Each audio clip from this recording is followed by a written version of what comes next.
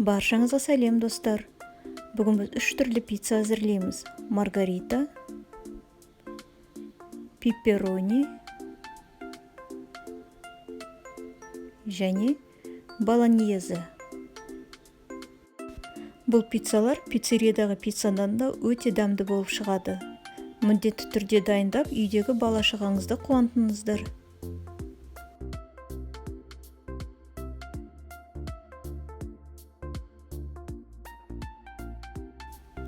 Ең алдымен қамырынан бастаймыз. Бір ыдысқа жылы суды құямыз, оған қантты, тұзды және ашытқыны салып, жақсылап араластырамыз, қант пен тұзы ерігенше дейін. Сосын зәйтүн майын қосамыз. Қамырға міндетті түрде зәйтүн майын қосу керек, сонда нанның дәмі өте ерекше дәмді болып шығады.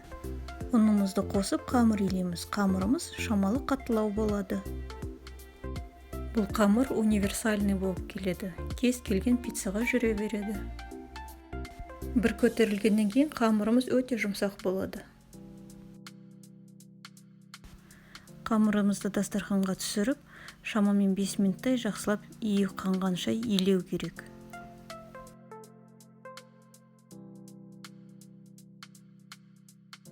Енді қамырымызды ыдысымызға саламыз да бетіне зәйтүн майынан жағып, бетін жауып, жылы жерге жарты сағатқа қоямыз. Соусты әзірлеуге кірісеміз. Қызанақтың аяқ жағын кесеміз де осы видеодағыдай қылып қабығын тілеміз. Сосын қызанақтың үстінен жаңа қайнаған ыстық суды құйып 5 минут тосамыз. Қызанақтарымыздың қабығын аршимыз.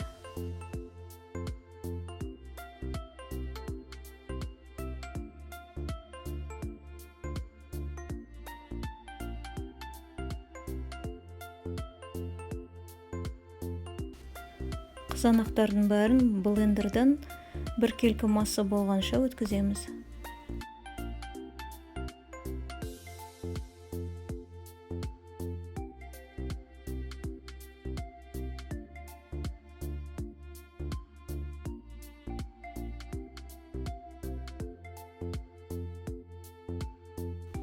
Алдын ала соусқа қосатын специяларды дайындап аламыз.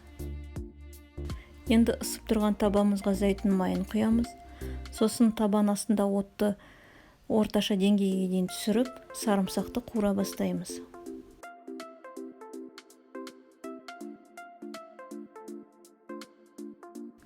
Специяларымызды қосамыз.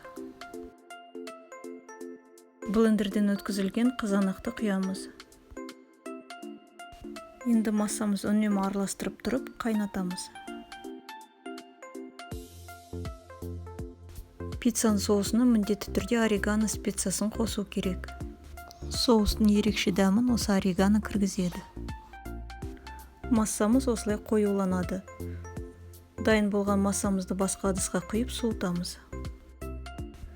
Көтерілген қамырымызды таразыға өлшеп, 4-ке бөлеміз. Шамамен 285-290 граммнан шығады. Қамырларымызды жақсылап бір рет басып аламыз. Сосын ыдысымызға салып, бетінен тағы да шамалы зәйтүн майынан жағып, бетін жауып, жылы жерге қоямыз. Маргарита пиццасын жинаймыз.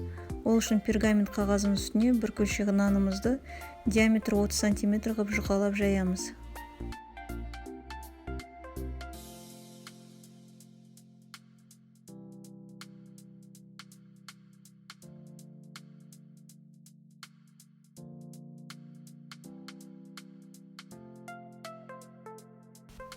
Қамырымыздың үстінен соусты жағамыз. Сосын үккіштен өткізілген ірімшікті себеміз. Ірімшіктің үстінен кесілген қызанақтарды қойып шығамыз.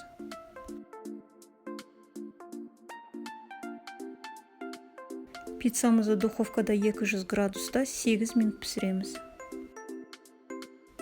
Пепперони пиццасын дайындаймыз. Қамырымызды диаметрі 30 см қып жаямыз. Үстінен соусымызды жағамыз.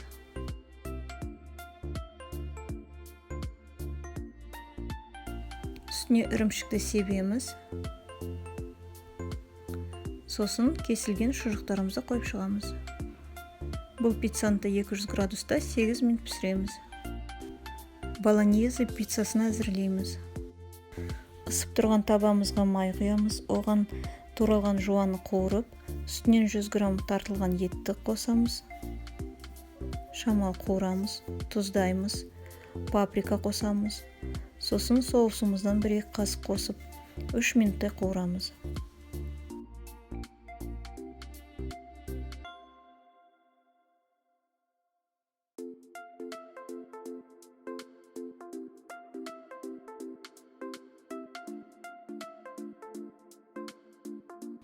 Қамырымызды диаметрі 30 см ғып жайып, бетіне соусты жағамыз. Сосын салмамызды 1 келкі етіп жағамыз. Үстінен ірімшік сеуіп, духовкада 200 градуста 8 минут пісіреміз. Мінекей достар, біздің пиццаларымыз дайын. Бұл пицца өте дәмді болып шығады. Иісі деген керемет, сөзбен жеткізе алмаймын. Міндетті түрде осы пиццаны әзірлеп, бала-шағаңызды қуантыңыздар. Қазір пиццаны кесіп көрсетемін.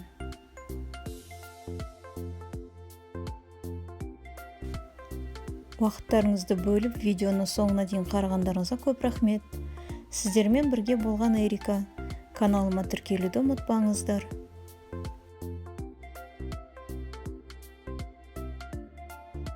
Күндеріңіз сәтті және жемісті болсын.